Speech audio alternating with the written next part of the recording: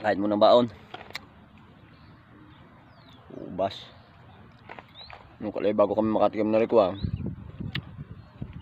Mga tapos ng bagong taon. Kala nga makakatikim ng ubas na yan. Galing sa mga kahanggang kuha.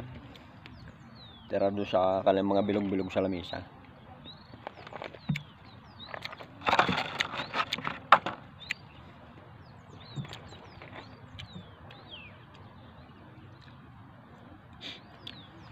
Nakalala kong tatay agang-agay pagka kausap ang pusa doon sa kusina.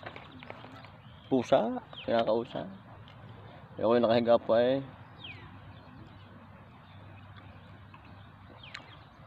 sabi ang pusa, sabi ng tatay sa pusa ikaw naman muning huwag nang kumain at ikaw naman tamar na tamar, wala kang kagawa-gawa.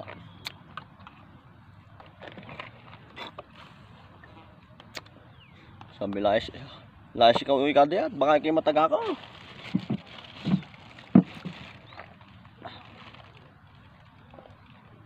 Ako'y unti-unting bumangon, dahan-dahan ako bumangon. Sabi ko sa pintaw, meow, meow.